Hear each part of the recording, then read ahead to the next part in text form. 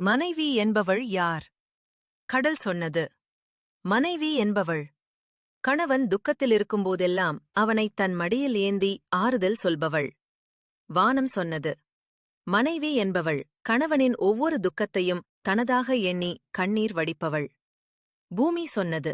மனைவி என்பவள் கணவனின் மணிமகுடம் ஆவாள். கணவன் அதில் பதியப்பட்டு இருக்கும் காற்று சொன்னது.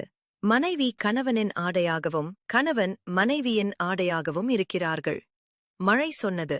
மனைவி என்பவள் கணவன் சிறப்பாக வாழ்ந்து சொர்க்கம் செல்ல ஆசைப்படுகிறாள். சொர்க்கம் சொன்னது. மனைவி இல்லாமல் கணவன் மட்டும் சொர்க்கம் போக எந்த முகாந்திரமும் இல்லை.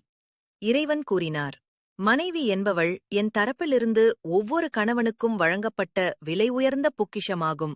அவளே வாழும் சொர்க்கம். அவளுடன் வாழும் வாழ்க்கையே சொர்க்கம். உண்மையிலே மனைவியை நேசித்து மகிழுங்கள். அவளை சொர்க்கமாகவோ நரகமாகவோ மாற்றுவது உங்கள் கையில்தான் உள்ளது, கணவன்மார்களே.